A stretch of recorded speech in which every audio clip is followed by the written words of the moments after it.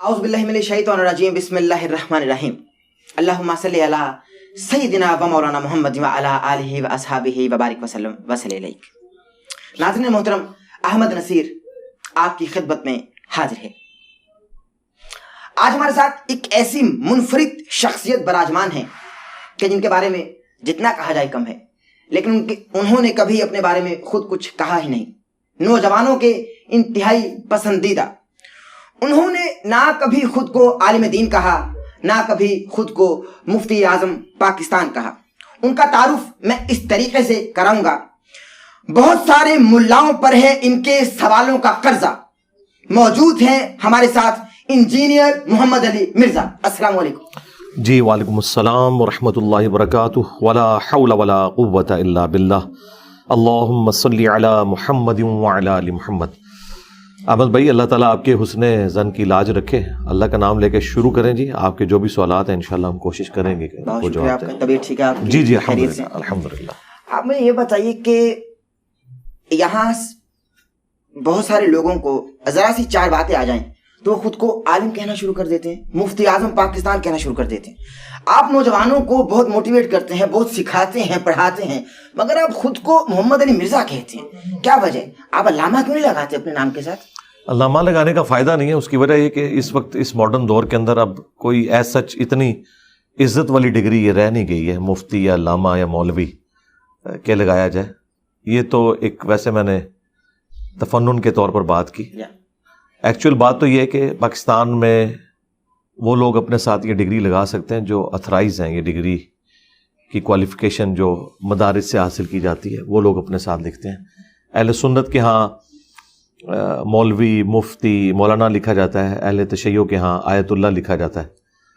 اور باقی یہ حقیقت بات ہے کہ ہر دوسرے بندے نے اپنے ساتھ مفتی اعظم لگایا ہوا ہے، اور اس کے ماننے والے اس طرح کے ٹائٹل دے کے ان کی شخصیت کو اونچا کرنے کی کوشش کرتے ہیں۔ میرا خیال ہے کوئی بھی شخصیت اپنے کام کی وجہ سے، اپنے کردار کی وجہ سے، اپنی علمی کنٹریبیوشن کی وجہ سے اونچی ہو سکتی ہے۔ اس طرح ناموں کے پیچھے اتنی دمیں لگانے سے استاد العلماء اور شیخ القرآن، شیخ الحدیث، یہ سب کچھ لکھتے ہیں۔ پتہ نہیں کتنا حوصلہ ہے۔ میں تو اس چیز میں آر محسوس کرتا ہوں کہ کوئی شخص اپنے نام کے ساتھ اس طرح کے القابات لگائے۔ ایون لوگ اپنے ساتھ حاجی بھی لکھ دیتے ہیں۔ ہاں، تو یہ عوام الناس کے اندر بھی یہ بیماری ریکگنیشن کی پائی جاتی ہے۔ تو جو میں تھا میں نے وہ لکھ لیا، محمد علی مرزا میرا نام ہے، اور انجینئرنگ میری فیلڈ ہے، میکینیکل انجینئرنگ میں میں نے ڈگری کی ہے، تو اس کی وجہ سے میں نے انجینئر محمد علی مرزا جو بنتا تھا وہی ساتھ لکھ کے لگایا۔ باقی جو ہم دین کی خدمت کر رہے ہیں وہ ہر مسلمان کی بیسک رسپانسبلٹی ہے، اور وہ کسی عالم کے ذمہ نہیں ہے کہ اس نے صرف رسول اللہ کی مبارک دعوت صلی اللہ علیہ وآلہ وسلم پہنچانی ہے، بلکہ قرآن میں اللہ تعالیٰ نے فرمایا کنتم خیر امۃ اخرجت للناس تأمرون بالمعروف وتنہون عن المنکر، تم بہترین امت ہو جو لوگوں کے نفع کے لیے نکالے گئے، لوگوں کو نیکی کا حکم دیتے ہو اور برائی سے روکتے ہو، اور اللہ پر ایمان رکھتے ہو جیسا کہ ایمان لانے کا حق ہے۔ تو یہ ہر شخص کی ذمہ داری ہے کہ وہ اپنے محبوب صلی اللہ علیہ وآلہ وسلم کی مبارک دعوت ان کی امت تک پہنچائے۔ اسی وجہ سے اس امت کا مرتبہ ہے، یعنی اس امت کا مرتبہ صرف رسول اللہ کی نسبت کی وجہ سے نہیں ہے، بلکہ نبی الاسلام کی جو ایک کوالٹی ہے ختم نبوت، کہ آپ کے بعد کوئی پیغمبر نہیں آئے گا، جس کی برکت سے اس امت کو نبیوں والا کام شفٹ ہوا۔ چونکہ کام بہت بڑا تھا اس لیے امت کا مرتبہ بڑھ گیا، کوئی شک نہیں۔ اگر یہ کام شفٹ نہ ہوتا تو ہم بھی اگلی امتوں کی طرح ایک امت ہی ہوتے۔ ہمیں نبی الاسلام نے یہاں تک فرمایا بلغوا عنی ولو آیہ، صحیح بخاری کے اندر، کہ پہنچا دو میری طرف سے خواہ تمہیں ایک آیت ہی آتی ہو۔ حتیٰ کہ صحیح بخاری میں یہاں تک آیا کہ شیطان نے انسانی شکل میں آ کے آیت الکرسی کا وظیفہ بتایا سیدنا ابو ہریرہ کو، تو نبی الاسلام نے فرمایا کہ 3 دن سے جو انسانی شکل میں تیرا مہمان تھا وہ شیطان تھا، لیکن اس نے بات سچی کی ہے کہ جو آیت الکرسی پڑھ کے رات کو سو جائے، صبح تک ایک فرشتہ اس کی حفاظت کے اوپر مامور ہو جاتا ہے۔ تو ہم نے سچی بات کی تصدیق بھی کرنی ہے، اور جو حق بات پتہ چلے ہم نے لوگوں تک پہنچانا بھی ہے۔ اس کے لیے کسی ڈگری کی ضرورت نہیں ہے۔ جامعہ ترمذی میں حدیث موجود ہے، اس کو سپورٹو ابن عباس کا قول ہے کہ حکمت مومن کی گمشدہ میراث ہے، جہاں سے بھی ملے حاصل کر لو۔ یہ آپ کسی کافر سے بھی حاصل کر سکتے ہیں، کسی مسلمان سے بھی، اور جب آپ کو یہ علم آ جائے اس کے بعد اس کو پھیلانا یہ آپ کی رسپانسبلٹی ہے۔ اور اس میں تو میں یہاں تک مثال دیتا ہوں کہ اگر کوئی پرائمری اسکول کا بچہ آپ کو آ کے یہ بتائے کہ سورۃ البقرہ کی آیت نمبر 279 میں لکھا ہے کہ جو سود کھاتا ہے، اللہ اور اس کے رسول عز و جل و صلی اللہ علیہ وآلہ وسلم کا اعلان جنگ ہے اس کے خلاف، تو ہم اس کی ڈگری نہیں چیک کریں گے، بلکہ یہ دیکھیں گے کہ اس کا ریفرنس ٹھیک ہے تو ہم اس کی بات قبول کر لیں گے۔ کوئی غیر مسلم بھی آ کے بات کرے نا، ہمیں ہماری کسی کتاب کا حوالہ دے تو ہم کتاب کو پرائورٹی دیتے ہوئے اس کو اپنے نبی کی بات سمجھتے ہوئے، اپنے رب کی بات سمجھتے ہوئے قبول کریں گے، بجائے اس کے کہ ہم پرابلم اینڈ کے اوپر کھڑے ہوں۔ ہمیں سولوشن اینڈ پہ کھڑا ہونا چاہیے۔ بالکل صحیح ہے۔ آپ نے ظاہر اپنی گفتگو میں فرمایا کہ شیطان نے سیدنا ابو ہریرہ سے، چونکہ آقا نے فرمایا کہ تھا تو وہ شیطان لیکن بات ٹھیک کر گیا، شیطان بات ٹھیک بھی کر جاتے کر سکتا ہے ٹھیک، جب اس کی جان کے اوپر بنی پڑی ہو۔ بیسیکلی سیدنا ابو ہریرہ نے اسے پکڑ لیا تھا جب وہ انسانی شکل میں آیا تھا، تو اس نے یہ ایک مدنی رشوت دی تھی کہ مجھے آج چھوڑ دو، اس کے بدلے میں تمہیں ایک وظیفہ بتاتا ہوں۔ تو بیسیکلی اس نے اپنی جان چھڑانے کے لیے، ایک بڑا فساد مچانے کے لیے ایک چھوٹی سی نیکی کر لی۔ یہاں پہ بھی آپ دیکھیں نا، جھوٹ اور سچ کو ملا کے پیش کرنا، شیطنت اسی کا تو نام ہے نا، کہ آپ کوئی اچھی بات کرتے ہیں ساتھ اس کے غلط بات بھی مکس کر دیتے ہیں۔ اور بخاری مسلم میں تو ہے کہ شیاطین جو ہیں وہ فرشتوں سے بعض اوقات گفتگو اچک لیتے ہیں اور اس میں جھوٹ ملا کے نجومیوں کو بتاتے ہیں، اور وہ پبلک میں عام ہو جاتی ہے، لوگوں پہ دھاک بیٹھ جاتی ہے کہ بندہ سچی بات کر رہا ہے، اور کچھ پریڈکشن صحیح بھی ہو جاتی ہیں اور وہ فرشتوں سے انہوں نے چرائی ہوتی ہیں، اور میجارٹی پورشن اس میں جھوٹ ہوتا ہے۔ تو یہاں پہ بھی ہمارے جو کسٹوڈین ہیں دین کے، وہ بھی دیکھیں کچھ باتیں صحیح کرتے ہیں، ساتھ مکس بھی کر جاتے ہیں، اس کی وجہ سے ان کا جھوٹ والا سودا بھی بک جاتا ہے۔ تو شیطان کے طریقے کے اوپر ہی ہے نا یہ لوگ۔ بالکل۔ اچھا علی بھائی، مجھے بتائیے کہ دور نبوی صلی اللہ علیہ وآلہ وسلم، میرے سیدی میرے مرشدی آقا صلی اللہ علیہ وآلہ وسلم کے دور کی اذان ہماری سماعتوں سے چھو کر نہیں گزری، ہم نے اس اذان کو سنا نہیں۔ ہم اپنی مساجد میں لاؤڈ اسپیکر سے جو اذان سنتے ہیں، وہ اذان صحیح ہے؟ جو اہل تشیع و مکتبہ فکر کی جانب سے اذانیں دی جاتی ہیں، وہ اذان صحیح ہے؟ اہل تشیع نے جو چیزیں بیچ میں کچھ ایڈ کر لی ہیں نا، یہ کچھ عرصہ پہلے ہی انہوں نے ایڈ کی ہیں۔ اذان وہی ہے جو اہل سنت کے ہاں دی جاتی ہے۔ اس میں جو الفاظ ہیں نا، حی علی خیر العمل، اس طرح کی کچھ روایتیں اہل سنت کے ہاں بھی پائی جاتی ہیں، لیکن وہ اس طریقے سے مضبوط روایتیں نہیں ہیں۔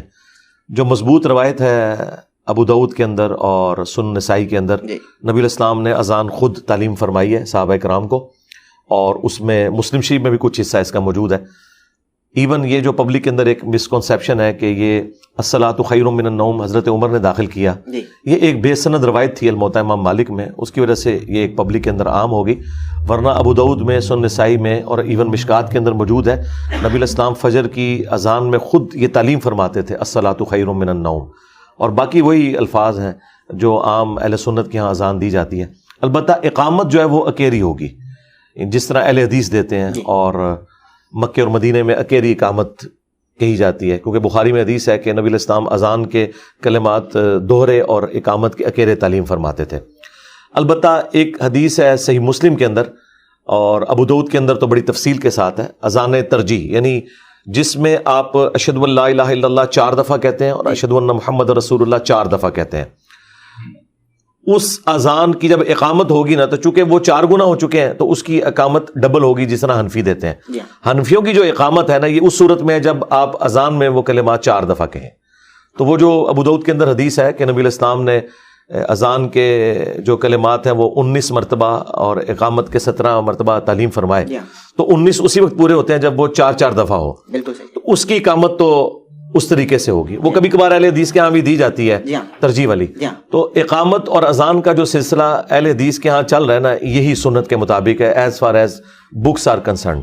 ہاں اذان تو آلموسٹ سب کی ٹھیک ہے، اور باقی جو آپ کی اسپیکر کے حوالے سے بات ہے نا، اس میں ایڈ کر دوں، یہ اسپیکر کے اندر اذان دینا یہ کوئی اسلام کا حصہ نہیں ہے، یہ زیادہ تر تو لوگوں کے لیے تکلیف کا باعث ہی بنا ہوا ہے۔ ہاں، یہ کون سی اسلام کی خدمت ہے کہ آپ کی فجر کی نماز کے اندر 5 نمازی آتے ہیں اور آپ لوگوں کو اذان کی آواز کے ذریعے اتنے بڑے بڑے اسپیکر لگا کے، جو لوگ مساجد کے قریب رہ رہے ہیں نا، یقین کریں وہ صرف مسلمان ہونے کی وجہ سے اذان کا احترام کر رہے ہیں، ادروائز جتنی مشکل ان کی زندگی ہے، اور اگر خدا نہ خواستہ وہاں کوئی مریض ہو، اس کے لیے بڑی تکلیف دہ چیز ہو جاتی ہے اس حوالے سے۔ تو یہ کوئی سنت نہیں ہے اس طریقے سے، یہ تو ایسے ہی ہے کہ نبی الاسلام کے مبارک زمانے میں کوئی شخص جا کے لوگوں کے گھر پہ کھڑا ہو کے ان کے کان پہ جا کے اذان دیتا، اس سے زیادہ آواز اس اسپیکر میں آتی ہے۔ تو یہ کیا سنت ہے؟ بس اجمالاً ایک آواز آنی چاہیے۔ اس زمانے میں اسپیکر نہیں تھا تو بس ٹھیک ہے، اذان ہوتی تھی۔ آج کل تو اسپیکر کی ویسی ضرورت نہیں ہے، کیونکہ ہمارے پاس گھڑیاں ہیں، ہمیں اذان کی آواز نہ بھی سنائی دے تب بھی ہم گھڑی کو دیکھ کے مسجد میں جاتے ہیں. یعنی یورپ اور امریکہ میں تو بالکل کوئی آواز نہیں ہے, تو لوگ کیا مسجد میں نماز جماعت سے نہیں پڑھتے؟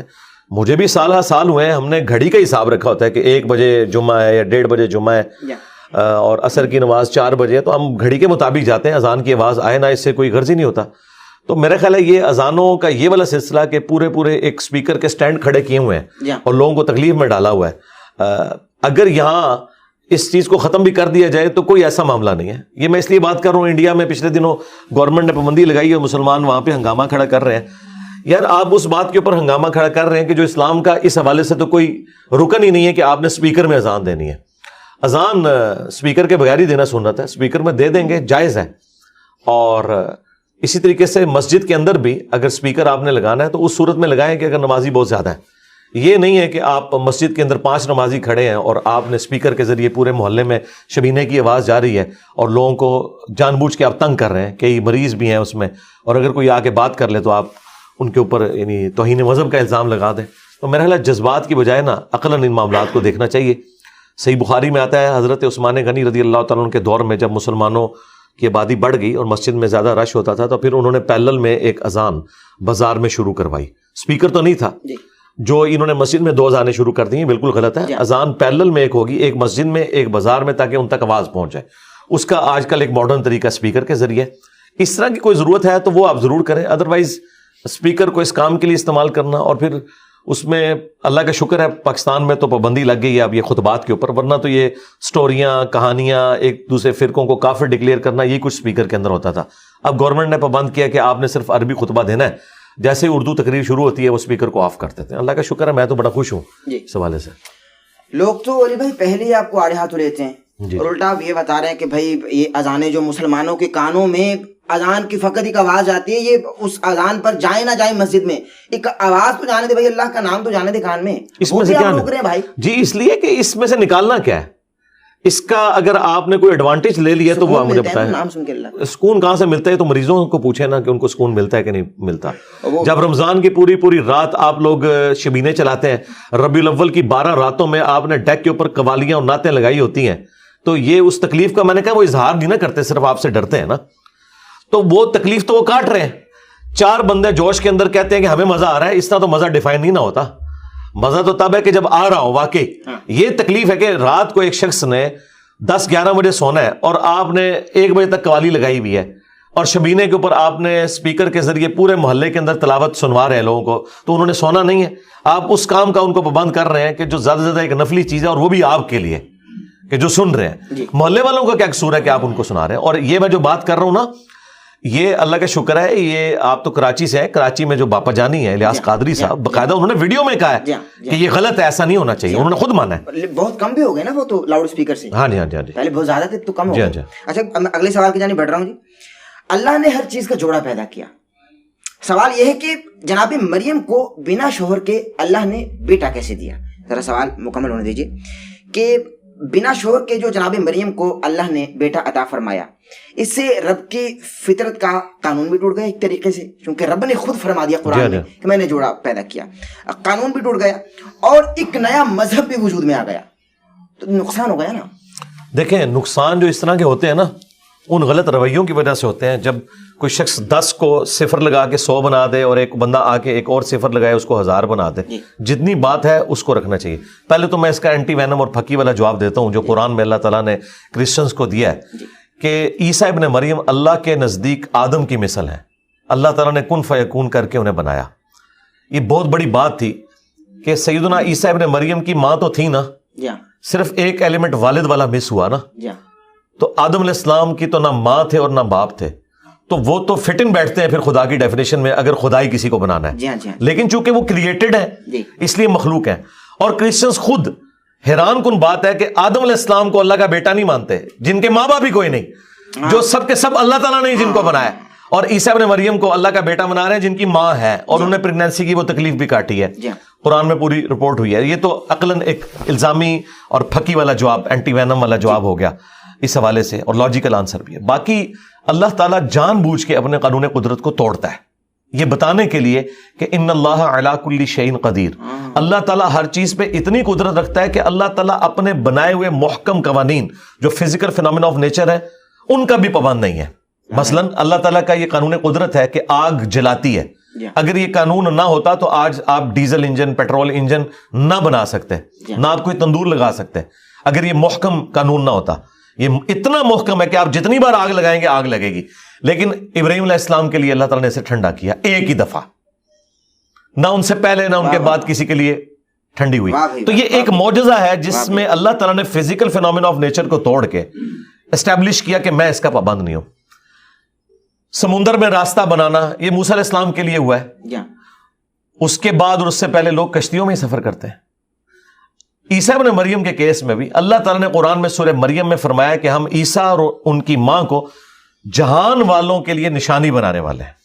یہ ایک نشانی تھی جہان والوں کے لیے کہ اللہ تعالیٰ کا معجزہ ظاہر ہوا. اچھا, پھر عیسیٰ ابن مریم خود کیا کہہ رہے ہیں؟ میں اللہ کا بندہ ہوں, مجھے اللہ نے کتاب دی ہے اور مجھے اپنی ماں کے ساتھ حسن سلوک کرنے والا بنایا ہے. سلام ہو اس دن پر جس دن میں پیدا ہوا, جس دن میں مروں گا اور جس دن میں دوبارہ اٹھایا جاؤں گا. سورہ مریم یہ ان کے کلمات نقل ہوئے ہیں. تو عیسیٰ ابن مریم کے بارے میں ان لوگوں نے جو ڈیوینٹی کلیم کی ہے, آج بھی اسٹیبلش انجیل کے اندر ایک ان ایمبیگوس اسٹیٹمنٹ کوئی ایسی نہیں ہے جس سے یہ ثابت ہوتا ہو کہ عیسیٰ ابن مریم اللہ ہیں یا اللہ کے بیٹے ہیں. یہ بعد کے لوگوں نے چیزیں بیچ میں داخل کر کے اور یہ غلط معاملات آگے چلائے. اللہ تعالیٰ نے یہ سب کچھ جو کیا ہے نا وہ آزمائش کے لیے بھی ہوتا ہے. اس سے بڑی بات, شیطان نہ ہوتا تو ہم سب جنتی ہو جاتے ہیں. ظاہر ہے وہی ہمیں ورگلاتا ہے نا, اندر تو پھونکے وہی مارتا ہے. تو اب آپ کہیں گے کہ جی یہ سارے کے سارے جو لوگ جہنم میں جا رہے ہیں یہ شیطان کی وجہ سے جا رہے ہیں اور الٹیمیٹلی ریزن اللہ ہے جس نے شیطان کو پیدا کیا. تو بھائی یہ دنیا ہے ہی آزمائش کے لیے, ٹھیک ہے. الذی خلق الموت والحیات لیبلوکم ایکم احسن عملا. اللہ تعالیٰ نے زندگی اور موت اور یہ سارے معاملات اس لیے تاکہ تمہارا امتحان لیا جائے کہ کون اچھے اعمال کرتا ہے. فَأَلْهَمَهَا فُجُورَهَا وَتَقْوَاهَا, اسی نے برائی کی استطاعت بھی ڈالی انسان کے اندر, نیکی کی بھی اب اس نے خود چوز کرنا ہے. اِنَّا هَدَيْنَاهُ السَّبِيلَ اِمَّا شَاكِرًا وَإِمَّا كَفُورًا, ہم نے ہدایت کا راستہ واضح کر دیا ہے, چاہے تو شکر گزاری کی روش اختیار کرو, چاہو تو ناشکری کی روش اختیار کرو. تو یہ ہمارا امتحان تھا. اس طریقے سے دیکھیں مسلم شریف میں حدیث ہے قبروں پہ جاؤ تاکہ آخرت کی یاد آئے, یہ دنیا سے بے رغبتی دلاتی ہیں. میں نے تمہیں پہلے منع کیا تھا لیکن اب تمہیں حکم دیتا ہوں. اب جو لوگ قبروں سے جا کے مانگ رہے ہیں اس کے اگینسٹ اگر ہم یہ آرگومنٹ کریں کہ نہ اللہ کے نبی علیہ السلام قبر پہ جانے کی اجازت دیتے اور نہ لوگ قبروں سے مانگتے, ایسا نہیں تھا. وہ قبر سے نہ بھی مانگتے, انہوں نے گھر میں خود بت بنا کے مانگنا شروع کر دینا تھا. جو برائی کسی نے کرنی وہ تو کرنی ہے. اور اس کو اردو میں ایک محاورتاً بات کی جاتی ہے کہ ناک پر اگر مکھی بیٹھ جائے تو ناک نہیں کاٹنا ہوتا, مکھی اڑانی ہوتی ہے. تو یہ مکھیاں بیٹھی ہوئی ہیں بدعقیدگی کی شکل میں اور اس وجہ سے بیٹھ گئیں. ناک کا کوئی قصور نہیں تھا, یہ گندگی کی وجہ سے ہوا. اس گندگی کو صاف کرنا یہی تو ہمارا امتحان ہے. اب ایک سوال ہے, چونکہ آپ نے قبر کا ذکر کیا, آقا علیہ الصلوۃ والسلام کے روزہ اطہر پر جب ظاہر ہے کہ انسان تشریف لے جاتا ہے تو جب اس کی نظر پڑتی ہے جنت البقیع میں, جو ان کی بیٹی سیدہ فاطمہ تو زہرا ابیہا علیہ افضل الصلوۃ والسلام, ان کی قبر پر فقط ایک کالا پتھر پڑا ہے. تو باپ کا روزہ اطہر اتنا سجا ہوا, مہکتا ہوا, چہکتا ہوا اور اتنی لائٹوں سے مزین, مگر بیٹے کی قبر اندھیرے میں تپتی دھوپ میں. اس حوالے سے کیا کہیں گے, تکلیف ہوتی ہے ایک مسلمان کو جو عشق رکھتا ہے اہل بیت سے؟ میرا خیال ہے سیدہ فاطمہ سلام اللہ علیہا کو یا اس طرح کی بڑی پرسنالٹیز کو کسی روزے کی کسی لائٹنگ کی ضرورت نہیں ہے. اس کی وجہ یہ ہے کہ یہ تو اللہ کی جنتوں میں ہے, یہ تو ایک سمبل ہے دنیا کے اندر جو آپ کو سامنے نظر آ رہا ہے. اصل چیز دیکھنے کی یہ ہے کہ نبی الاسلام کی تعلیمات کیا ہیں. ان کو تو ہم بعد میں ڈسکس کرتے ہیں. آلموسٹ 100,000 سے زیادہ انبیاء اکرام دنیا میں آئے ہیں, ان کے مزارات کدھر ہیں؟ ایون ان کے تو نام بھی ہمیں نہیں پتا. قرآن میں صرف 25 انبیاء کے نام آئے ہیں. تو وہ سب کے سب لوگ گمنامی میں مر گئے, ان کے نام بھی نہیں, ان کا تعارف بھی نہیں. اللہ کے حضور تو کامیاب ہوئے. لہٰذا کسی کا مزار بن جانا, وہاں کمکموں کا لگ جانا یا وہاں پر لوگوں کا رش ہونا, یہ ان کی بزرگی کی دلیل نہیں ہے. وہ اللہ کے حضور جو ہیں وہ اللہ کی جنتوں میں. باقی یہ جو روزہ شریف کے اوپر آپ کو گنبد خضرا نظر آ رہا ہے تو یہ تو خود رسول اللہ کی نافرمانی کے اوپر بنایا گیا. جی ہم تو اسے بالکل نبی علیہ السلام کی تعلیمات کے خلاف سمجھتے ہیں اور یہ بہت بعد میں یہ کام ہوا ہے. اچھا ہاں جی, یہ 678 ہجری میں آلموسٹ نبی علیہ السلام کی وفات کے 650 سال بعد ایک بادشاہ تھا قلاوون, اس نے یہ لکڑی کا گنبد بنا کے اس پہ رکھا, اور جس نے اسے مشورہ دیا تھا کچھ دنوں کے بعد وہ معزول ہو گیا, اور لوگوں نے اس وقت یہی کہا کہ اسے سزا ملی ہے یہ جو اس نے غلط کام کروایا. 650 سال تک کسی مسلمان کو, جو کہ ان سے زیادہ اسٹرانگ مسلمان تھے, بنو امیہ, بنو عباس, پوری دنیا ان کے سامنے گھٹنے ٹیکے ہوئی تھی, آج کا اربوں ڈالر ان کو جزیہ صرف ملتا تھا سال کا, کسی نے سونے کا گنبد بھی بنا کے نہیں رکھا, کچھ نہیں کیا. اس کے پیچھے ریزن تھی کہ مسلم شریف میں حدیث ہے, نبی علیہ السلام نے فرمایا میں تمہیں منع کرتا ہوں قبروں کو پکا کرنے سے, ان پر عمارت بنانے سے, اور اس پہ بیٹھنے سے. ڈائریکٹ بیٹھنا بھی منع ہے, مجاور بن کے بیٹھنا بھی منع ہے. اہل تشیع کے ہاں بھی یہی روایتیں پائی جاتی ہیں کہ قبروں پہ مزار نہیں ہونے چاہیے, اور مزار بنائے جائیں تو گرائے جائیں. جی ہاں, ہمارے استاد مولانا اسحاق صاحب نے باقاعدہ ایک پوری ویڈیو ریکارڈ کرائی تھی جس میں انہوں نے شیعہ کی فقہ کی کتابوں سے یہ ساری چیزیں دکھائی تھی کہ ان کے ہاں بھی یہ مزارات نہیں ہیں. یہ تو حکمرانوں نے ایک سمجھ لیں ایک اڈے بنانے کے لیے کمائی کے, اور ان بڑی ہستیوں کے ساتھ اپنی ایفیلیشن کو شو کر کے اور عوام کو اپنے ساتھ لگانے کے لیے یہ سب کچھ کیا. ادروائز یہ کچھ کرنا ہوتا تو مجھے بتائیں, سیدنا عمر کے دور میں رومن اور پرشین امپائر گر گئی تھی, اور مسلمان اتنے آسودہ حال ہو چکے ہوئے تھے, تو حضرت عمر نے سونے کا گنبد کیوں نہیں بنا کے رکھ دیا؟ ٹیکنالوجی تو قبل از مسیح ہے. یہ آیا صوفیہ جو ہے اس کا جو گنبد ہے, گنبد خضرا سے کئی گنا بڑا گنبد ہے, اور یہ نبی علیہ السلام کی پیدائش سے بھی, یہ نبی صلی اللہ علیہ وآلہ وسلم کی پیدائش سے بھی آلموسٹ 30-40 سال پہلے کنسٹرکٹ ہوا ہے, پیدائش سے. اچھا جی, آیا صوفیہ جو ہے یہ نبی علیہ السلام کی پیدائش سے پہلے کا ہے. تو اتنا بڑا گنبد جو کنسٹرکٹ ہوا ہے, اور کلیسا موجود تھے اس زمانے میں, تو صحابہ کرام کے لیے کوئی مسئلہ تھا نبی علیہ السلام کی قبر کے اوپر یہ بنانا؟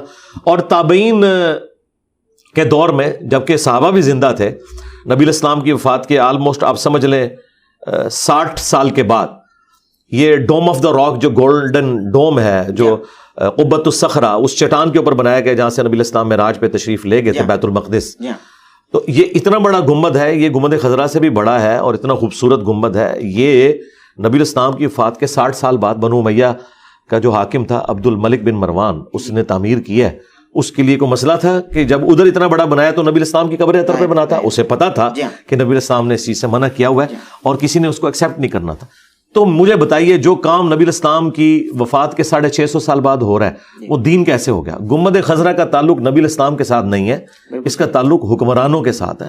لہٰذا اگر آج ہم یہ ڈیمانڈ کرتے ہیں کہ سعودی حکومت کو یہ گنبد خضرا اتار لینا چاہیے اور اس کو اپنی اسی واپس حالت میں لے کے جانا چاہیے جو خلفائے راشدین کے دور میں تھا, کہ حجرہ عائشہ بنا ہوا تھا, اس کے اندر قبر اطہر تھی, اوپر سے کوئی ننگی نہیں ہو جائے گی, وہ چھت تھی پراپر. آپ کا یہ تقاضا ہے؟ جی ہمارا تو تقاضا ہے, ہم تو سعودی حکومت سے تقاضا کرتے ہیں. نہیں, بے ادبی کیسے ہوگی؟ بے ادبی تو انہوں نے کی ہے کہ جنہوں نے نبی علیہ السلام کے بارے میں قرآن میں آیت ہے لا ترفعوا اصواتکم فوق صوت النبی, نبی کی آواز سے بھی آپ نے اپنی آواز کو بلند نہیں کرنا, آپ کے اعمال غارت ہو جائیں گے. جن لوگوں نے یہ حرکت کی کہ اس کنسٹرکشن کے دوران انہوں نے اوپر گنبد رکھا اور یہ شور مچایا, ظاہر ہے کہ اس طریقے سے تو اوپر گنبد نہیں رکھا گیا, وہاں پہ کوئی کرینے تو نہیں تھی. یہ سارے کا سارا جو ٹھوکا ٹھاکی انہوں نے کی ہے نبی علیہ السلام کی قبر اطہر کے پاس, کیونکہ نبی علیہ السلام اپنی وفات کے بعد بھی اس طرح ہی قابل احترام ہے جس طرح زندگی میں تھے, تو بے ادبی تو انہوں نے کی ہے. اور اسی وجہ سے سعودی علماء نے کہا تھا یہ گنبد خضرا کی طرح کے بڑے بڑے گنبد بقیہ غرقد میں بھی, سیدہ فاطمہ سلام اللہ علیہا کی قبر اطہر کے اوپر بھی, اور اس طریقے سے ام عائشہ سلام اللہ علیہا, امام مالک رحمہ اللہ, حضرت عثمان غنی رضی اللہ تعالیٰ عنہ, اور سیدہ فاطمہ کے ساتھ ہی قبریں حضرت عباس کی جو نبی علیہ السلام کے چچا ہیں, اور اس کے بعد امام حسن علیہ السلام, امام زین العابدین اور امام باقر اور امام جعفر, ان کی قبریں بقیہ غرقد میں موجود ہیں. اور اس کے اوپر ایک بہت بڑا گنبد تھا, اس کی ریئل ٹائم پکچرز بھی اویلیبل ہیں, آپ گوگل میں جائیں تو لکھیں تو یہ ساری پھر گرائیں سعودی حکومت نے نا گنبد خضرا انہوں نے جنت البقیع جی 8 شوال کو اسی کا یہ رونر ہوتے ہیں, اسی کا رونر ہوتے ہیں 1926 میں. تو ہم ان سے بھی کہتے ہیں کہ آپ رونا اس چیز کا کیوں رو رہے ہیں کہ جو کام ہی بعد میں ہوا تھا. نبی علیہ السلام نے یہ کام کیوں نہیں کروایا؟ مولا علی علیہ السلام نے سیدہ فاطمہ کا قبہ کیوں نہیں بنوا دیا؟ وہ تو خلیفہ راشد بھی تھے نا, کیوں نہیں قبہ بنوایا؟ یہ قبے نہیں تھے اسلام کے اندر. اسلام میں آپ گاڈ اورینٹڈ ہیں. جب ہستی ایک دنیا سے چلے گی تو زیادہ آپ ان کی قبر پہ جائیں گے, اور ان جو اہل البیت کی قبریں ہیں, انبیاء کی قبریں ہیں, یہ دعاؤں کی قبولیت کا ذریعہ ہے. اللہ سے جا کے وہاں دعا مانگے, وہاں پہ سلام آپ عرض کریں, بس یہ تھا. یہ سارے کے سارے معاملات جو بعد میں ہوئے ہیں ان کو آپ دین بنا کے کیوں پیش کر رہے ہیں؟ وہ دین تو نہیں ہے نا.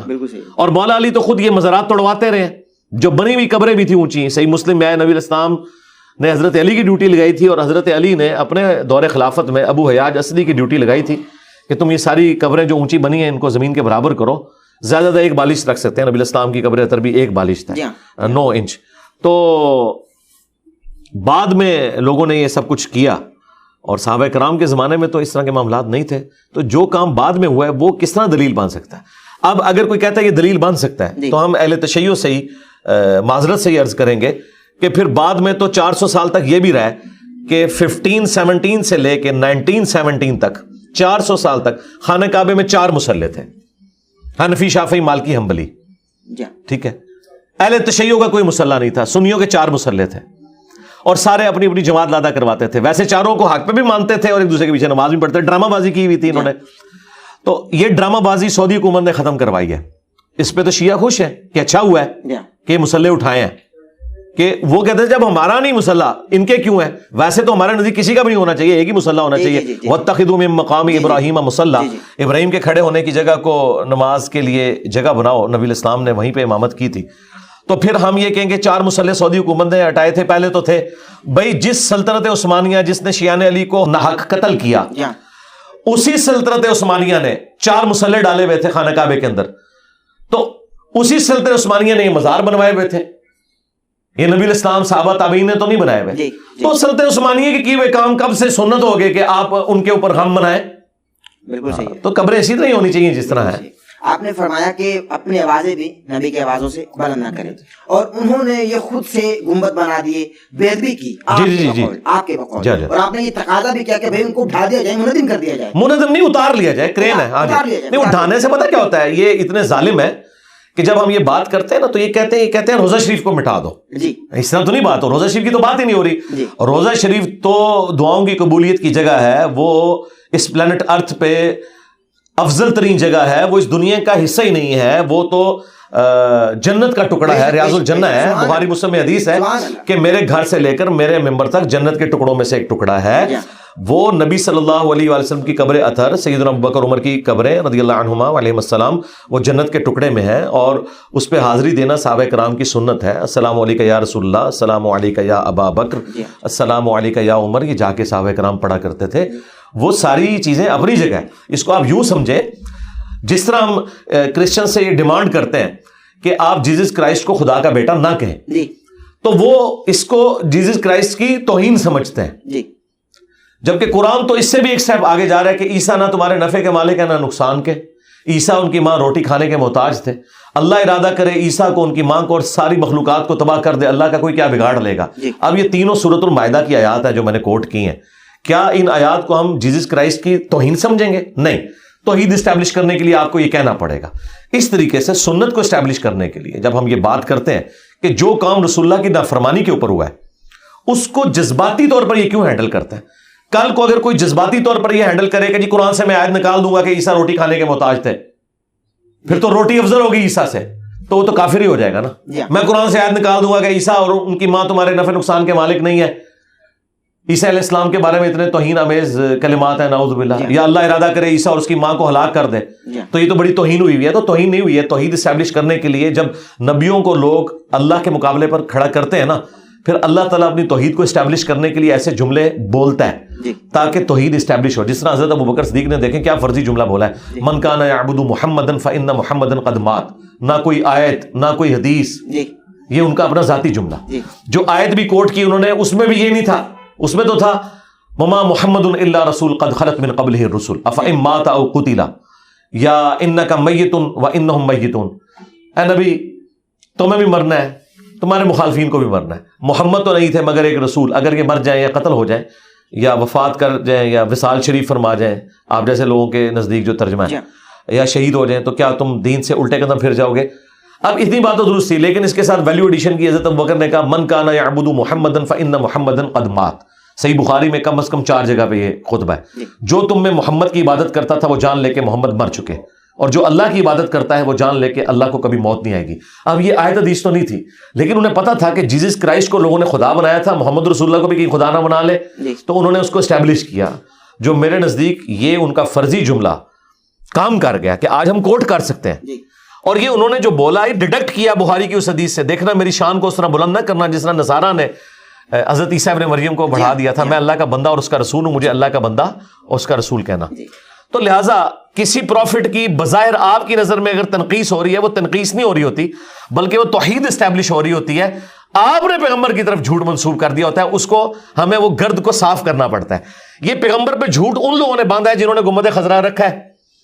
بالکل صحیح ہے. یہ جھوٹ انہوں نے باندھا پیغمبر کے اوپر، ورنہ 650 سال تک جتنے مسلمان ہیں وہ گستاخ رسول تھے کہ وہ گنبد نہیں انہوں نے بنایا ہوا، وہ تو ڈرتے تھے. آپ نہ ڈرو گے. لیکن ابھی آپ کا تقاضا ہے نا کہ اس کو اٹھا لیا جائے. ہاں جی، اٹھانا چاہیے. اٹھا لیا. تو ایک طرف اللہ تبارک و تعالیٰ فرماتا ہے کہ میرے آقا کی، میرے محمد مصطفیٰ صلی اللہ علیہ وسلم کی آوازوں سے اپنی آواز بلند نہ کرو، اور پھر دوسرا ہم گھر میں جھانک رہے ہیں. چونکہ اٹھانا پڑے گا تو گھر میں جھانکا جائے گا نا، تو یہ بے ادبی نہیں ہوگی. نہیں، جھانکا نہیں جائے گا. اس کے اوپر آلریڈی نا چھت بنی ہوئی ہے. یہ چھت کے اوپر گنبد لا کے رکھا گیا. اگر وہ اٹھائیں گے نا تو جانتے ہیں نا کیا چیز، آقا تو جانتے ہیں نا. نہیں، اس میں کون سی بے پردگی والا کون سا معاملہ ہو گیا؟ اللہ کے بندے، اب یہ نبی الاسلام کی سنت کو اسٹیبلش، مجھے بتائیں کل کو کوئی پاکستانی جا کے ڈھول مارنا شروع کر دے گنبد خضرا پہ جالی شریف کے سامنے، تو ہم اسے نہیں روکیں گے. ہم کہیں گے یہ آقا کی مرضی سے ہو رہا ہے. نہیں بجائے گا نا ڈھول. نہیں، اگر کوئی بجائے تو پھر اگر نہیں ہوا ہے نا.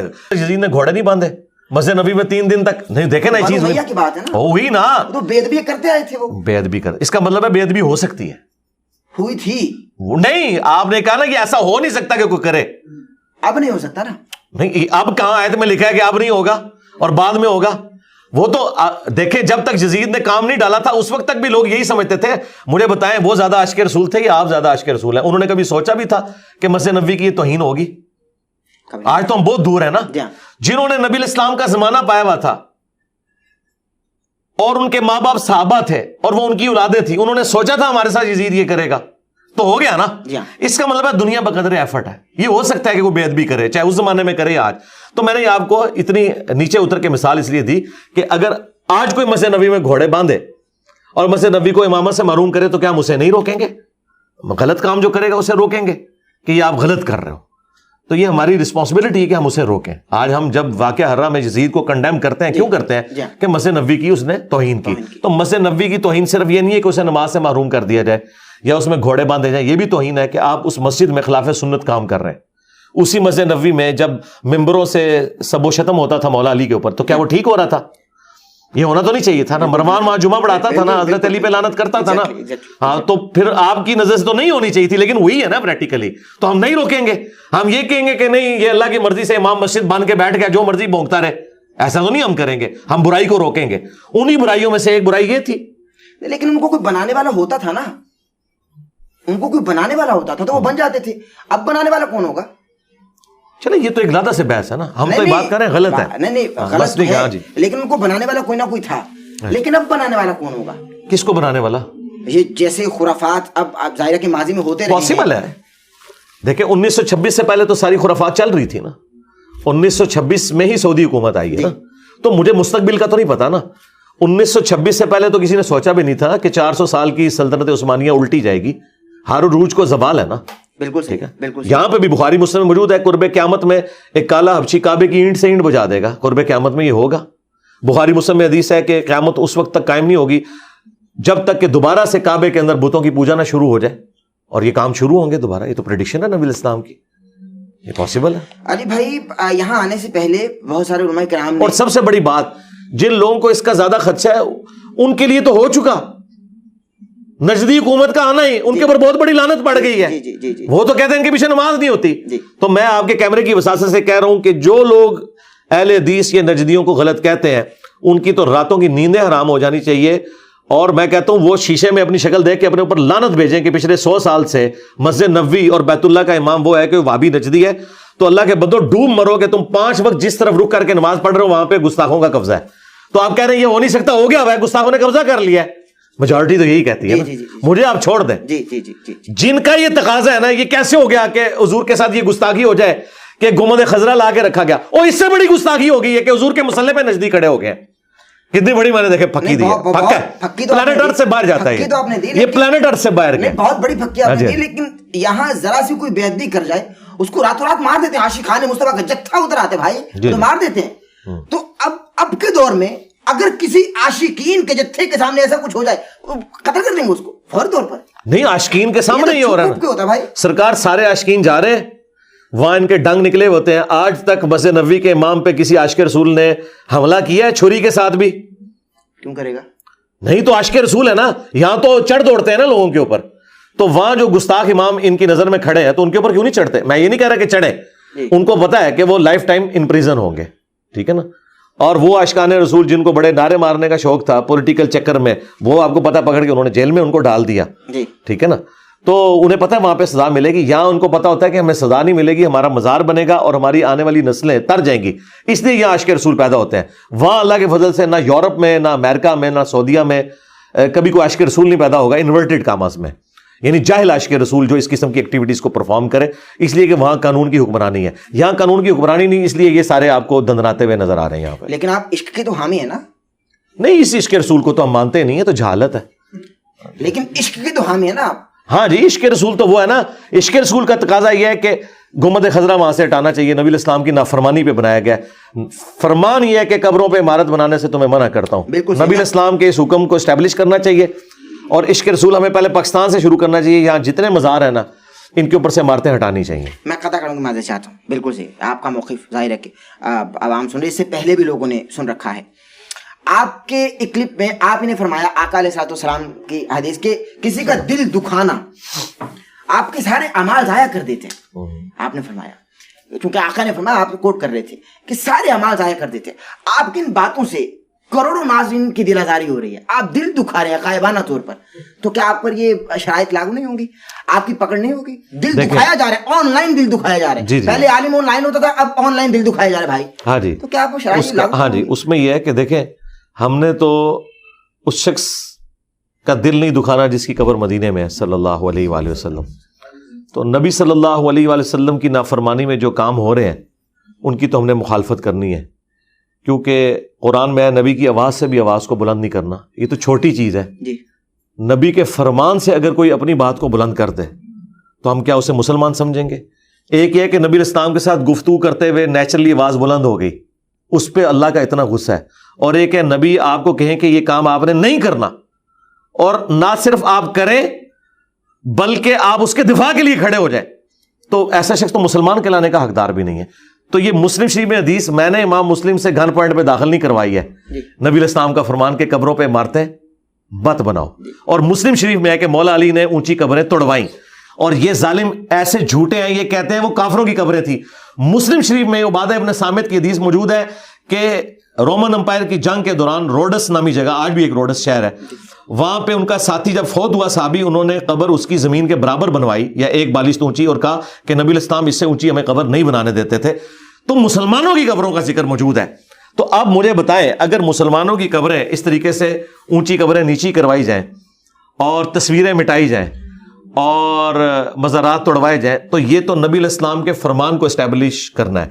اگر اسی کی وجہ سے کسی شیطان کا دل دکھتا ہے, میں تو آپ کی بات کے ساتھ ایگری نہیں کرتا کہ کروڑوں مسلمانوں کا دل دکھے گا, کیونکہ یہ بڑا خطرناک معاملہ ہو جائے گا کہ نبی الاسلام کے حکم کو پورا کرتے ہوئے اگر کسی کا دل دکھ رہا ہے تو وہ کافر ہی ہوگا, مسلمان نہیں ہوگا. صرف اسی معاملے نہیں نہیں نا, بہت ساری باتیں کہے جاتے ہیں نا. وہ ٹھیک, ابھی تو صرف جو یہ بات ہو رہی ہے نا اس کو ڈسکس کریں کہ آپ جن کو مسلمان سمجھ رہے ہیں, میرا خیال ہے آپ نے ان کا ایمان سٹیک پہ لگا دیا ہے, کیونکہ جو نبی کے فرمان کو اسٹیبلش کرنے کی وجہ سے کسی کا دل دکھے وہ تو خود ہی مسلمان نہیں ہے.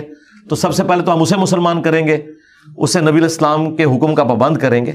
تو ہم نے یہ نہیں دیکھنا کہ لوگ کیا سوچتے ہیں, ہم نے یہ دیکھنا ہے کہ نبی صلی اللہ علیہ وآلہ وسلم نے کیا فرمایا. آپ دیکھیں صحیح بخاری میں حضرت عمر نے منکرین زکوٰۃ کے خلاف قتال کرنے سے منع کیا. انہوں نے کہا کلمہ تو پڑھ رہے ہیں, نماز پڑھ رہے ہیں, صرف زکوٰۃ کے مسئلے میں اختلاف ہے نا. تو حضرت ابوبکر نے کیا کہا کہ جو نبی الاسلام کے دور میں ایک رسی بھی دیتا تھا نہیں دے گا, میں اس کے خلاف قتال کروں گا, کیونکہ جس طرح نماز اللہ کا حق ہے نا, اس طرح زکوٰۃ بھی اللہ کا حق ہے دولت میں. تو حضرت عمر فاروق رضی اللہ تعالیٰ کے مشورے کو حضرت ابوبکر نے ریجیکٹ کیا, اور حضرت عمر کے الفاظ ہیں, اللہ نے ابوبکر کا سینہ کھول دیا کہ انہیں وہ بات سمجھ آ گئی جو ہمیں نہیں آئی تھی. تو بھائی اگر حضرت عمر کو ایک بات سمجھ نہیں آئی اور کئی صحابہ کو سمجھ نہیں آئی جو اکیلے ابوبکر کو سمجھ آئی ہوئی تھی, تو آج بھی ہو سکتا ہے کہ مجھے کوئی ایسی بات سمجھ آئی ہے جو آپ کو بھی سمجھ آ رہی ہے کہ نبی الاسلام نے فرمایا کہ قبروں پہ عمارتیں نہیں بنانی. تو حضرت ابوبکر نے صحابہ سے مخالفت کرتے ہوئے دین کو اسٹیبلش کیا, منکرین زکوٰۃ کے خلاف پروٹیسٹ نہیں کیا, تلوار اٹھائی ہے. ہم تلوار نہیں اٹھا رہے ان مزار والوں کے خلاف, ہم صرف ان کو علمی طور پہ کہہ رہے ہیں کہ یہ جو تم نے نافرمانی کے اڈے قائم کیے ہیں نبی الاسلام کی مخالفت کے اوپر، یہاں پہ جتنے مزار بزرگوں کے بنائے ہوئے ہیں، یہ فوراً خود گراؤ. بالکل صحیح. ہم نہیں گراتے، تم گراؤ. بالکل صحیح. تمام حق آپ تک کیسے پہنچ گیا؟ یہ بخاری مسلم کی وجہ سے. لوگ کیوں نہیں پڑھتے؟ لوگ دیکھیں، لوگوں کی تو حالت یہ ہے کہ اکثر لوگوں کو تو کلمہ ہی نہیں آتا، نماز نہیں آتی، قرآن ترجمے سے نہیں پڑھا ہوا. اگر تو ہم کوئی اپنی کتاب لکھ کے آپ کے حوالے کریں تو آپ ضرور کہیں کہ یہ آپ کے اوپر کوئی شاعری اتری ہے، جس طرح ان کے بزرگوں کے اوپر، صوفیوں کے اوپر شاعری اترتی تھی اور وہ شاعرانہ کلام پڑھ کے اسے دین بنا کے پیش کرتے تھے. یہ بخاری مسلم قرآن کے ترجمے انہوں نے چھاپے ہوئے ہیں، اپنے اپنے فرقوں کے ترجمے خود پڑھ کے دیکھ لیں کہ کیا یہ لکھا ہوا ہے کہ نہیں. جو کچھ میں بیان کر رہا ہوں، اگر کوئی بریلوی ہے تو مسلم شریف بریلویوں کی کھول کے پڑھ لے کہ اس میں کیا لکھا ہوا ہے یا نہیں لکھا ہوا، یہ آپ بات کریں. تو میں نے وہ جو شروع میں مثال دی تھی کہ اگر ایک پرائمری اسکول کا بچہ کہتا ہے کہ 279 نمبر آیت میں لکھا ہے سود کھانے والے کے خلاف اللہ رسول کا جنگ ہے، تو آپ مجھے یہ کہیں گے یہ پاکستان میں اتنے بینک کیوں کھل گئے ہیں؟ بھائی میرا کیا لینا دینا ان بینکوں کے ساتھ جو سودی کام کر رہے ہیں؟ میں تو ان پرنسپل سود کو حرام ہی بتاؤں گا نا. بالکل صحیح. جس طرح ان بینکوں کی وجہ سے سود حلال نہیں ہوتا، تو مزاروں کی وجہ سے مسلم شریف کی حدیث ختم نہیں ہو جاتی. میرا حالانکہ کتنا پیارا جواب آپ کو مل گیا. یہ بھی پلانٹ ارتھ سے باہر گیا. چھکا. بالکل صحیح ہے، بالکل صحیح ہے. اچھا علی بھائی، جب میں حاضر ہوا ہوں نا یہاں، جب میں حاضر ہوا ہوں تو ہمیں بتایا گیا انتظامیہ کی جانب سے کہ یہ جو کرسیاں لگی ہوئی ہیں نا، جی یہاں بابوں کو بٹھانے، ان کا ادب کرو، کیونکہ بڑے بابے ہیں نا، بزرگ ہیں، ان کا عزت کرو، احترام کرو، بابوں کا ادب کرو. تو یہاں جب بیٹھا تو یہاں عجیب جملہ سننے کو ملا، بابے دشائی کوئی نہیں. ایک طرف بابوں کا ادب کرایا جا رہا ہے، دوسری طرف کہا جا رہا ہے بابے دشائی کوئی نہیں. وہ بابے ان بابوں سے بہتر ہوں گے، یہ میں بتا رہا ہوں آپ کو، آپ کی نظر میں. ہاں نہیں بتا رہا ہوں میں آپ کو. اس حوالے سے کیا کہیں گے؟ اس کرسی پہ کوئی ایک بابا بھی نہیں ہے جس نے چشتی رسول اللہ کلمہ پڑھوایا ہو. ٹھیک ہے، اگر اس طرح کا بابا میرے ہتھے چڑھ جائے تو پھر دیکھیں اس کے ساتھ ہم کیا کرتے ہیں. ٹھیک ہے، اسے توبہ کروائیں گے، ماریں گے نہیں. تو اللہ کا شکر ہے یہاں پہ جتنے آتے ہیں محمد رسول اللہ پڑھتے ہیں اور اسی چیز کو آگے لے کے چلتے ہیں. تو آپ مجھے بتائیں کہ محمد رسول اللہ پڑھنے والا بابا قابل احترام ہے یا چشتی رسول اللہ پڑھنے والا نہیں باقاعدہ مریدوں سے پڑھوانے والا قابل احترام ہے، یا اشری تھانوی رسول اللہ پڑھوانے والا، اسے انڈورس کرنے والا قابل احترام ہے؟ تو میرا خیال ہے کسی مسلمان سے بھی پوچھ لیں تو اسے کلیئر ہے. تو بابوں کا احترام اس وقت تک ہے جب تک وہ رسول اللہ کے ساتھ غداری نہ کریں. یہ دیکھیں، یہ بابے وہ ہیں جنہوں نے وفاداری کی ہے، تو ہم نے ان کی کتابیں اپنے ٹیبل کے اوپر رکھی ہیں. ہم انہیں رحمہ اللہ کہتے ہیں، رضی اللہ عنہ کہتے ہیں. میں امام بخاری، امام مسلم کے ناموں کے ساتھ علیہ السلام بھی استعمال کرتا ہوں رسپیکٹ کے طور پر. تو ان بابوں سے ہمیں اختلاف نہیں ہے. جس طرح آپ کو پتا ہے کرائسٹ اور اینٹی کرائسٹ ہے. جی، کرائسٹ مسیحا، اور دجال کو بھی کہتے ہیں مسیح دجال. آپ کو پتا ہے بھی دجال کو مسیح کیوں کہتے ہیں؟ اس لیے کہ وہ بھی مسیح ہونے کا دعویٰ کرے گا لیکن وہ جھوٹا مسیح ہے. عیسیٰ ابن مریم جو ہیں وہ سچے مسیح ہیں، اور دجال جھوٹا مسیح ہے. دونوں مسیح ہونے کا دعویٰ کر رہے ہیں. تو بابے وہ بھی ہیں جنہوں نے نبی الاسلام کی دعوت پہنچائی. امام بخاری، امام مسلم، یہ ہمارے بابے ہیں. اور بابے وہ بھی ہیں جنہوں نے اپنے بابوں کی جھوٹی تعلیمات، گستاخانہ تعلیمات امت تک پہنچائیں اور اسے آج تک ان کے ماننے والے پرنٹ کر رہے ہیں. تو ان بابوں کا تو ہم احترام کر ہی نہیں سکتے، کیونکہ بابوں کا احترام رسول اللہ کی نسبت کی وجہ سے. جو رسول اللہ کے ساتھ غداری کرے اس بابے کا کوئی احترام نہیں. اور پریکٹیکلی اس میرے جملے کے اوپر اجماع امت ہے. کیا بریلوی بابا اشرف علی تھانوی کا احترام کرتے ہیں جس نے 1800 کتابیں لکھی ہیں؟ نہیں، کیونکہ احمد بریلوی نے اسے کافر ڈکلیئر کیا ہے. اور بریلوی علماء کا یہ فتویٰ ہے کہ اشرف تھانوی کو جو مسلمان سمجھے وہ خود بھی کافر ہے. تو کروڑوں بزرگوں کے بزرگ اشرف تھانوی، دیوبندیوں کے بزرگوں کے تو امام ہے نا وہ، ان کو احمد بریلوی اور ان کے کروڑوں فالوور کافر سمجھ رہے ہیں. اور ادھر یہ لوگ انہیں کافر سمجھ رہے ہیں. شیطانی لشکر المہند میں لکھا ہے. تو خود یہ ایک دوسرے کے کسی بابے کا احترام نہیں کرتے.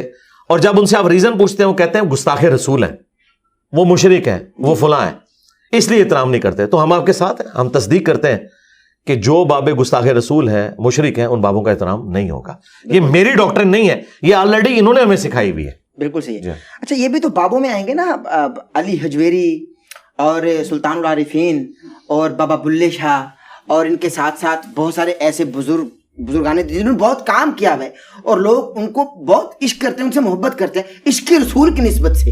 اس والے سے آپ ان کو بھی بیچ میں لیتے ہیں، ان کو شک کی دے رہے ہیں. عشق رسول، انہوں نے بھی چشتی یا رسول اللہ کہا ہے. جی جی دیکھیں یہ سارے وہی کچھ ہی ہیں نا. بات یہ ہے کہ اگر آپ سمجھتے ہیں کہ یہ وہ نہیں ہے تو آپ ان کا کوئی انڈیپینڈنٹ تعارف مجھے بتائیں نا. مجھے بتائیں کہ ان لوگوں نے قرآن کا یہ ترجمہ کیا فارسی زبان کے اندر, انہوں نے بخاری مسلم کا ترجمہ کیا نیٹو لینگویج کے اندر. خدمات کی جب بات ہوتی ہے تو خدمات کا مطلب یہ ہے کہ ایک شاعرانہ کلام لکھ دینا خدمت ہے, تو وہ تو کوئی بھی لکھ سکتا ہے.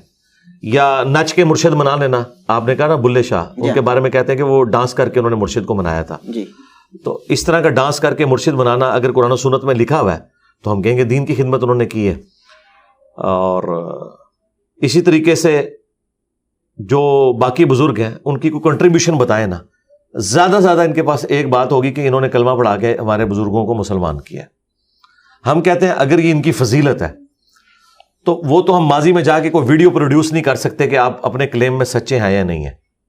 لیکن آج کے دور میں ڈاکٹر ذاکر نائک نے ہزاروں, چلے احتیاطاً کہہ لیتے ہیں سینکڑوں ہندوؤں کو کلمہ کیمرے میں پڑھایا.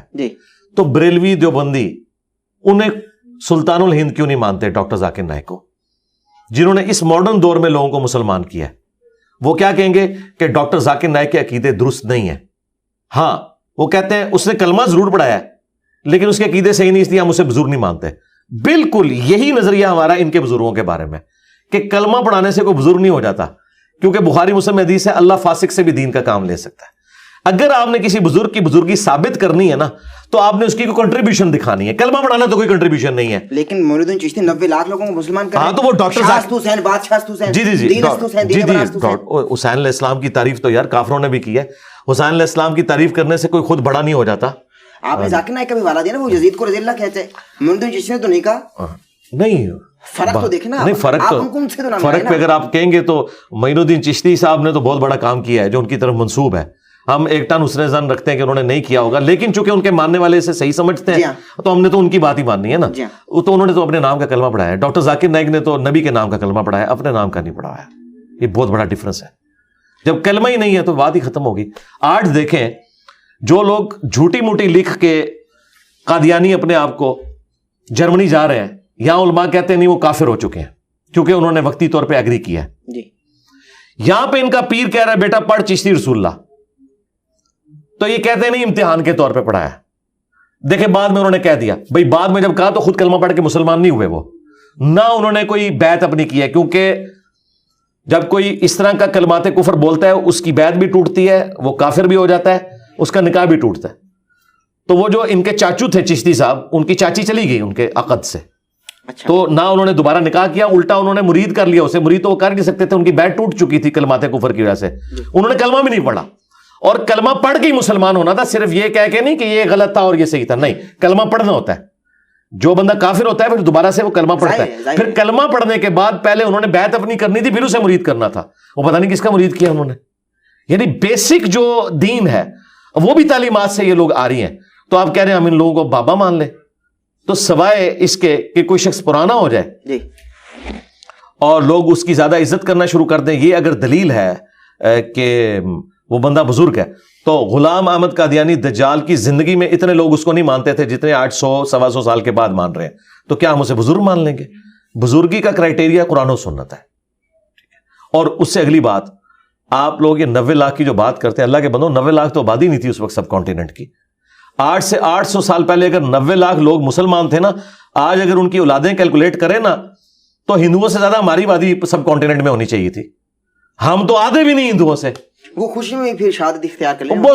کہانیاں بنائی ہیں, 90 لاکھ سے کوئی نہیں ہے, 90,000 بھی نہیں. تو سرکار اس حساب سے اگر آپ بات کریں تو ملینز آف اسٹوڈنٹس تو میرے بھی ہیں, تو کیا میں پھر سلطان الپاکستان بن جاؤں گا؟ آپ تو خود کو کچھ کہتے نہیں ہیں. اچھا ہونا ویری سیریس اسٹوڈنٹ علی بھائی, ہم یہ سنتے ہیں اہل تشیع کے مجالس سے کہ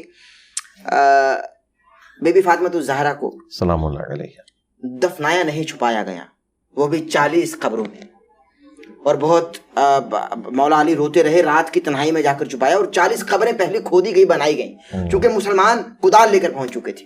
اس حوالے سے کیا کہیں گے آپ؟ سب کہانی ہے جی, جھوٹ ہے, سٹوری ہے. اگر یہی بات ہے تو سیدہ فاطمہ کی تو ایک ہی قبر ہے بقیہ غرقت کے اندر, 40 قبریں تو کوئی نہیں ہے, اور آئیڈینٹیفائڈ ہے, بالکل پتہ ہے, ترتیب کے ساتھ ہے. مجھے بتایا سیدہ فاطمہ سلام اللہ علیہا کی قبر کو کس نے اکھاڑنا تھا, کس کو اختلاف تھا ان کے ساتھ؟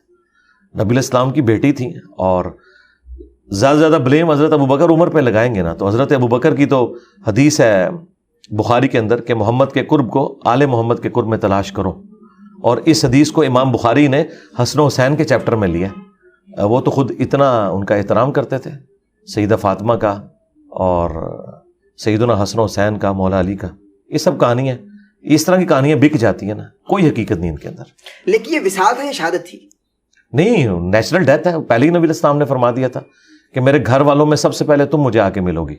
بخاری مسلم میں حدیث ہے, اس میں نبی الاسلام نے نہیں فرمایا کہ تم شہید ہوگی, ورنہ تو یہ بہت بڑی بات تھی. جی. مولا علی کو آپ نے بتایا کہ تم شہید ہوگے, حسن و حسین کو بتایا گیا کہ وہ شہداء ہوں گے, حضرت طلحہ زبیر کو بتایا گیا مسلم شریف کے اندر کہ تم شہداء ہوگے, تو سیدہ فاطمہ کو بھی بتایا جاتا. جو ہمیں حدیث ملتی ہے بخاری مسلم میں وہ یہی ہے کہ ایک بات کان میں کہی, وہ رو پڑی, اور اس میں آپ نے وفات کی خبر دی تھی جو بعد میں بتایا سیدہ فاطمہ.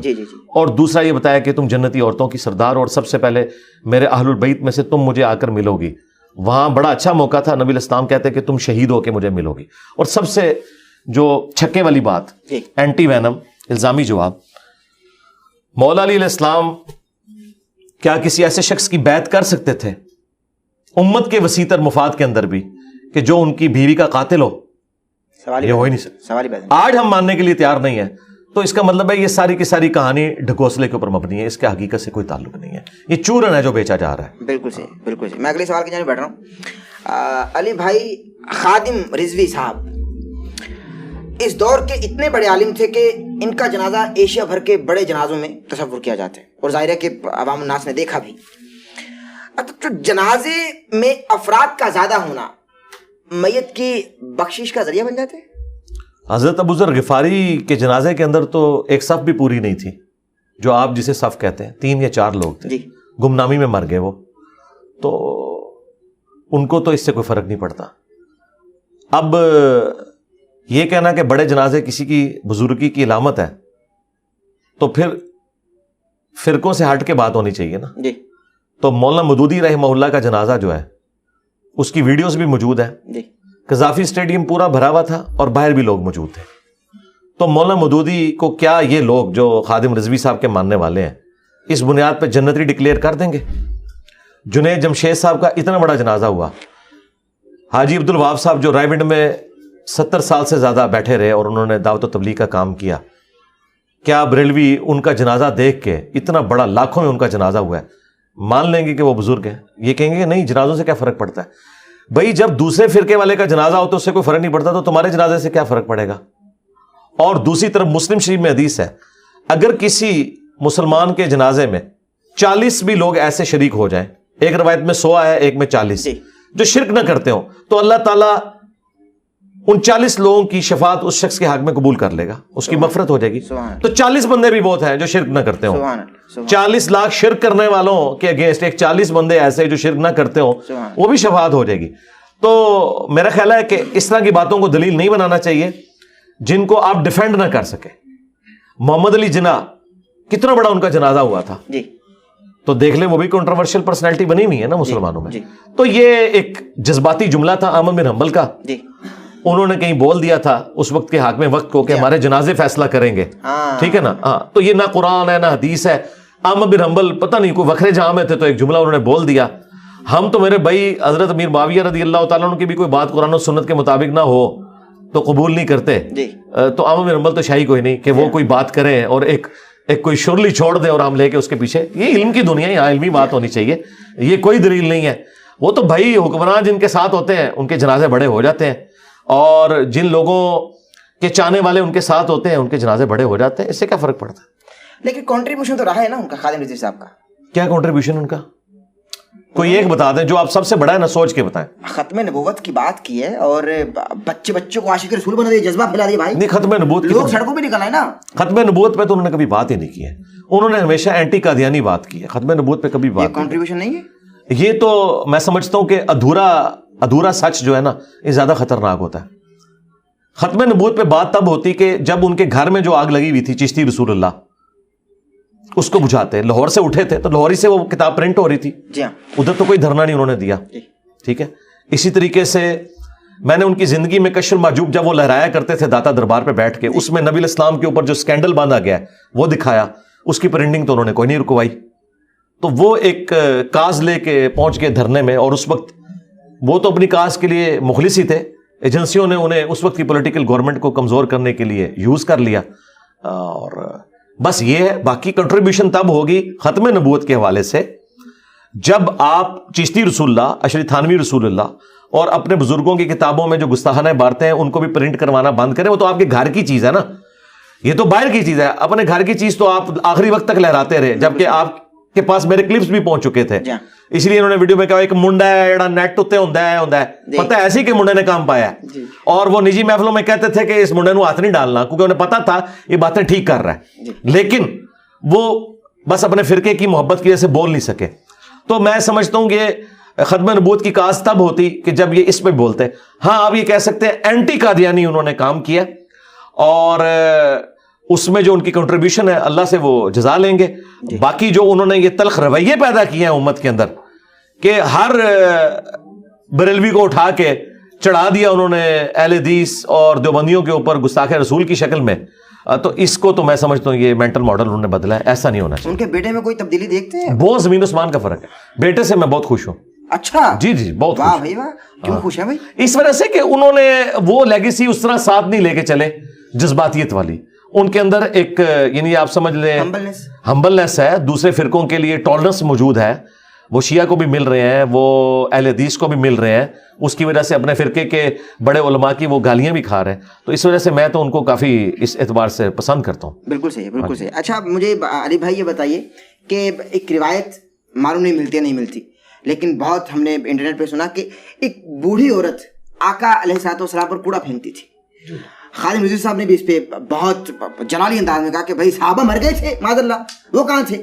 بالکل جھوٹی روایت ہے, اس بارے سے کیا کہیں گے؟ یہ انہوں نے کہا کہ صحابہ مر گئے تھے, بالکل انہوں نے کہا. تو یہ تو گستاخی نہیں ہے. یہ جملہ میں بول دوں آپ نہیں کرتے؟ نہیں میں الزامی زیادہ عمر کے ہیں وہ کر سکتے ہیں. ایک منٹ, بات یہ ہے کہ یہی جملہ اگر میں بولوں, آپ بولتے ہیں. نہیں میں یہ کہہ رہا ہوں نا, اگر یہ میں جملہ بولوں تو یہ لوگ کہتے ہیں گستاخی ہو گئی ہے. یہ خود بولیں تو یہ گستاخی نہیں ہوتی ہے. صحابہ مر گئے تھے, اس جملے کو کاٹیں گے, یہ میرا جملہ ہو تو کاٹ کے کلپ بنائیں گے, دیکھو یہ کہہ رہا ہے صحابہ مر گئے تھے, اس کو تمیز نہیں بات کرنے کی. تو یہ میں نے آپ کی بات میں سے یہ بات اچھک لی اس لیے کہ جب علمی کنٹریبیوشن میں اس طرح کی بات ہو رہی ہوتی ہے نا, اسے گستاخی نہیں شمار کیا جاتا, کیونکہ وہ صحابہ کی کوئی توہین نہیں کر رہا ہوتا. قرآن میں لکھا ہے نا کہ قرآن ہزل نہیں ہے, یعنی قرآن بکواس نہیں, نعوذ باللہ, یعنی ہزل نہیں ہے, وما ہوا بالہزل. تو اس کا یہ مطلب نہیں کہ قرآن کی کسی نے توہین کر دی ہے, یا قرآن میں ہے کہ نبی شاعر نہیں ہے تو نبی کی توہین ہو گئی ہے, یا نبی پاگل اور دیوانہ نہیں ہے تو نبی کی توہین ہو گئی ہے. نہیں ہے کہا ہے نا. ہاں, لیکن جب کہنے والا انجینئر ہوتا ہے تو گستاخی ہوتی ہے, جب یہ کہنے والے خود ہوتے ہیں تو گستاخی نہیں ہوتی. باقی یہ رہ گیا خادم رضوی صاحب کو یا کسی بریلوی عالم کو تو یہ حق ہی نہیں پہنچتا کہ وہ کسی واقعے کو یا کسی حدیث کی کتاب میں آئی ہوئی حدیث کو ضعیف کہیں. ان کے نزدیک تو ہر چیز ہی ٹھیک ہوتی ہے, وہ تو صحیح اور ضعیف کا فرق ہی نہیں کرتے. تو خادم رضوی صاحب کو تو حق نہیں پہنچتا. ہاں اگر آپ ہم سے اصول محدثین پہ پوچھیں تو یہ روایت ثابت نہیں ہے, لیکن جو لوگ اسے کہہ رہے ہیں ثابت نہیں ہے نا, ان کے نزدیک تو جو کچھ بھی وہ بیان کر رہے ہیں نا کچھ بھی ثابت نہیں ہے, اور وہ آلریڈی بیان کرتے ہیں. خادم رضوی صاحب جو کچھ کہانیاں خود کرایا کرتے تھے ممبروں کے اوپر, تو وہ بھی تو کوئی نہیں ثابت ہے, وہ کہاں سے ثابت ہو گئی ہیں؟ تو وہ اس لیے کرواتے تھے کہ ان کے فرقے کو سپورٹ کرتی تھی, اور جو ان کے ایک بات کو سپورٹ نہیں کرتی تھی بات, اس کو کہتے تھے کہ ثابت نہیں ہے. تو میرا خیال ہے کرائٹیریا ایک ہونا چاہیے. یعنی یہ صحیح روایت ہے نا آپ کے نزدیک؟ نہیں کوئی صحیح نہیں ہے روایت. پاکستان کا مستقبل کیا دیکھتے ہیں؟ پاکستان کا مستقبل دعا ہی کر سکتے ہیں اس کے لیے. فی الحال تو ہمیں کوئی قریب کوئی روشن نظر نہیں آ رہا, لیکن دعا کرتے ہیں. آپ کا کوئی ارادہ ہے سیاست میں آنے کا؟ نہیں کوئی ارادہ نہیں. نوجوان بہت محبت کرتے ہیں آپ سے. نہیں, نوجوان محبت کرتے ہیں تو میں نوجوانوں کی محبت کی وجہ سے جس طرح باقی لوگوں کو زوم ہو جاتا ہے اور وہ ڈی ٹریک ہو جاتے ہیں, تو میں ان نوجوانوں کا استاد ہوں کہ جو واقعی استاد ہے اور پڑھا لکھا آدمی ہے, اسے پتہ ہے کہ میں نے نوجوانوں کی ڈگر پہ نہیں چلنا بلکہ میں نے اپنی عقل کو استعمال کرنا ہے کہ اس وقت کس چیز کی ضرورت ہے. تو میں ان کے بہکاوے میں کبھی بھی نہیں آؤں گا, ورنہ میں ٹیچر کہاں سے ہوا. بالکل صحیح, استاد تو پھر استاد ہوتا ہے. علی بھائی بہت شکریہ, آپ نے قیمتی وقت عنایت فرمایا. جزاک اللہ جی, السلام علیکم, جزاک اللہ. اللہ سلامت رکھے آپ کو. ناظرین محترم, اسی کے ساتھ اپنے میزبان احمد نصیر کو اجازت دیجیے. ہمارے چینل کو سبسکرائب کر لیجیے, بیل آئکن کے بٹن کو پریس کرنا ہر نہ بھولے تاکہ آپ آنے والے لیٹسٹ اپڈیٹ سے محظوظ ہو سکیں. اجازت دیجیے, اللہ حافظ.